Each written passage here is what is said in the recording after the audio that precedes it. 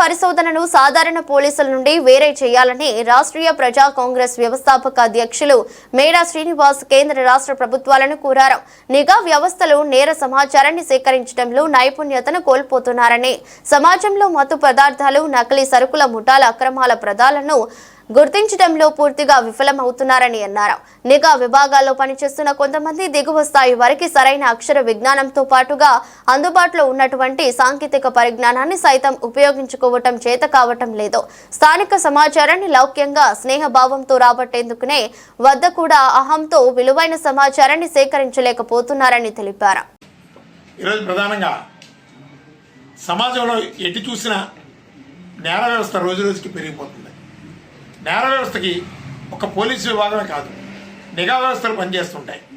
ఎక్కడ ఏ అక్రమాలు జరుగుతున్నాయి, ఏ విధమైనటువంటి కుట్రలు జరుగుతున్నాయి, శాంతి భద్రతల సమస్యలు ఏ ప్రాంతంలో నుంచి ఎక్కువగా బయటకు వస్తున్నాయి, అదేవిధంగా గంజాయి, అలాగే హెరాయిన్, కొకైన్ ఇలాంటి మత్తు పదార్థాలు మా నగరాల్లోకి ఎలాగా వస్తున్నాయి, యువత జీవితాలు ఏ విధంగా పాడైపోతున్నాయి, అలాగే నకిలీ సరుకులు మార్కెట్లో ఈరోజు ప్రతి సరుకు నకిలీ సరుకులే.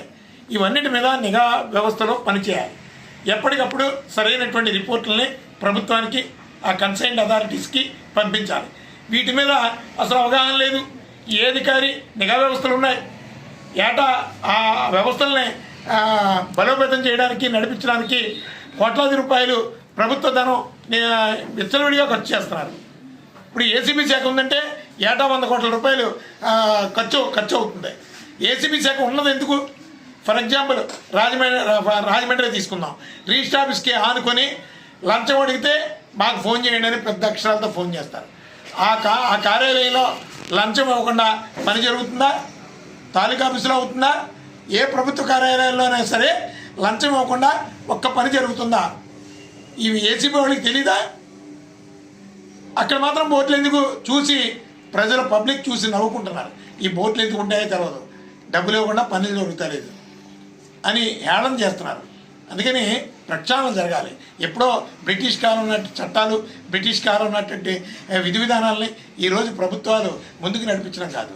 అసలు ఏసీబీ శాఖ మెయిన్ ప్రధానంగా అవినీతి ఆరోపణలు ఎక్కువగా వినిపించేటటువంటి కొన్ని శాఖలు ఉన్నాయి. అందులో పోలీస్ శాఖ, అలాగే రెవెన్యూ శాఖ, ఇతర కొన్ని మెయిన్ డిపార్ట్మెంట్స్ ఉన్నాయి. అదే పోలీస్ శాఖ నుంచి మరలా ఏసీబీ శాఖ కూడా నిర్వహిస్తే ఇక్కడ ఏ విధమైనటువంటి ఏ విధంగా లా అండ్ ఆర్డర్ కంట్రోల్ అవుతుంది, అలాగే కరప్షన్ ఏ విధంగా నియంత్రణలోకి వస్తుంది. ఇక్కడ ప్రజాప్రతినిధులు ఉన్నారు అంటే అసలు ఎందుకు ఉన్నారు, ఎందుకు ఓట్లు వేయించుకుంటున్నారో, ఎందుకు చట్టసభలకు వెళ్తున్నారో తెలియనటువంటి అసమర్థతలో ఈరోజు గాలి వాతావరణంలో ఉన్నారు. వాళ్ళు ఎందుకు పోటీ చేశారు?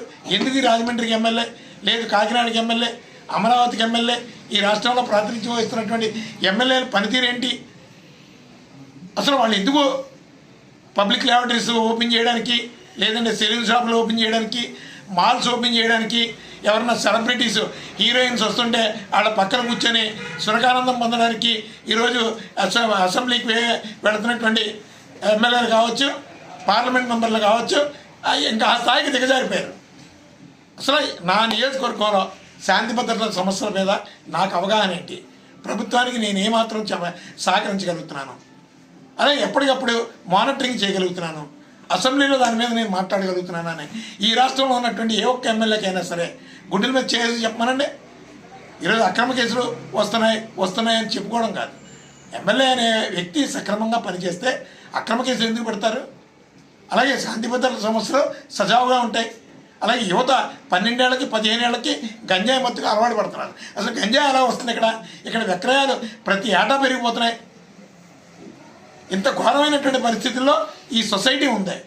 దానికి సంబంధించినటువంటి యాంటీ కంట్రోల్ డిపార్ట్మెంట్స్ అన్నిటికీ ఉన్నాయి.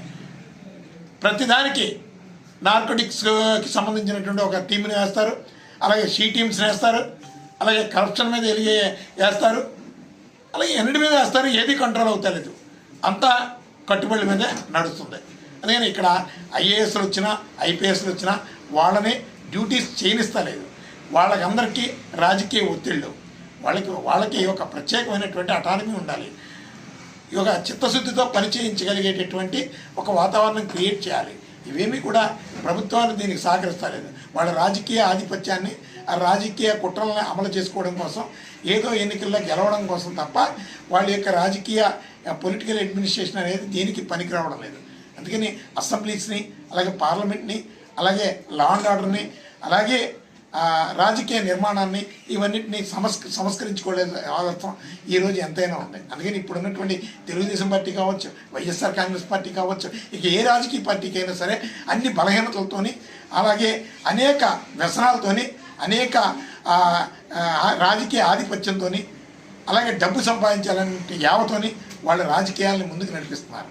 ఢిల్లీ కేంద్రంగా వీళ్ళందరినీ కూడా వాళ్ళ చెప్పు చేతుల్లో ఏదో ఇంట్లో అచ్చుడాకులను కట్టేస్తున్నట్టు వీళ్ళని అక్కడ కట్టేస్తున్నారు. అందుకని వీళ్ళ మూలంగా ఏ విధమైనటువంటి మేలు ఈ సమాజానికి జరగదు. కానీ రాష్ట్రీయ ప్రజా కాంగ్రెస్ పార్టీకి ఒక్కటే సాధ్యం. ఈ సమాజం కోసం ఆవిర్భవించినటువంటి రాజకీయ పార్టీ రాష్ట్రీయ ప్రజా కాంగ్రెస్ పార్టీ. ఈ సమాజాన్ని ఒక మెరుగైనటువంటి సమాజం, భద్రత కలిగినటువంటి సమాజం, యువతకి అద్భుతమైనటువంటి భవిష్యత్తుని ఇవ్వగలిగేటటువంటి ఒక విజన్ ఉన్నటువంటి పార్టీ రాష్ట్రీయ ప్రజా కాంగ్రెస్ పార్టీ. అందుకని రాష్ట్రీయ ప్రజా కాంగ్రెస్ పార్టీ తప్ప మరో రాజకీయ పార్టీకి అసలు ఓటు అడిగేటటువంటి అర్హత లేదు. ఒకే ఒక్క అవకాశం రాష్ట్రీయ ప్రజా కాంగ్రెస్ పార్టీకి. ఒక్కసారి ఈ సమాజం రాష్ట్రీయ ప్రజా కాంగ్రెస్ పార్టీతో వైపు చూస్తే కోల్పోయినటువంటి మీ భవిష్యత్తుని ఒక అద్భుతమైనటువంటి భవిష్యత్తుగా తీర్చిదిద్దేటటువంటి ఒక మంచి రోజు రాష్ట్రీయ ప్రజా కాంగ్రెస్ పార్టీ తీసుకొచ్చి మీ కుటుంబాలకు అప్పచెప్తుంది. అలాగే యువత మత్తుకు బానిస అవ్వకుండా ఒక మంచి యువత ఒక గొప్ప మంచి నిష్ఠాతులుగా ఒక మంచి ఉన్నత స్థితికి చేరుకునే ఒక మంచి విజన్తో వాళ్లకు మంచి అద్భుతమైనటువంటి భవిష్యత్తుని రాష్ట్రీయ ప్రజా కాంగ్రెస్ పార్టీ కల్పిస్తుంది.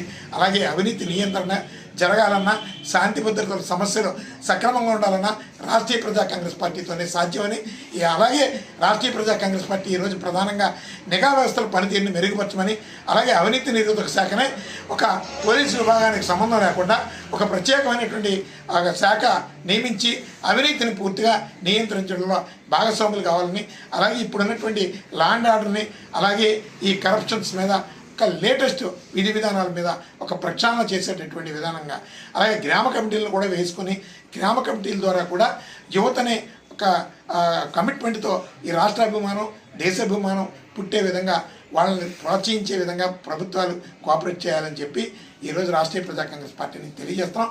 అదే భావచాలంతో మాకు అధికారంతో పని లేదు. ఖచ్చితంగా రాష్ట్రీయ ప్రజా కాంగ్రెస్ పార్టీ ఒక సుదీర్ఘమైనటువంటి రాజకీయ నిర్మాణం ఉంది.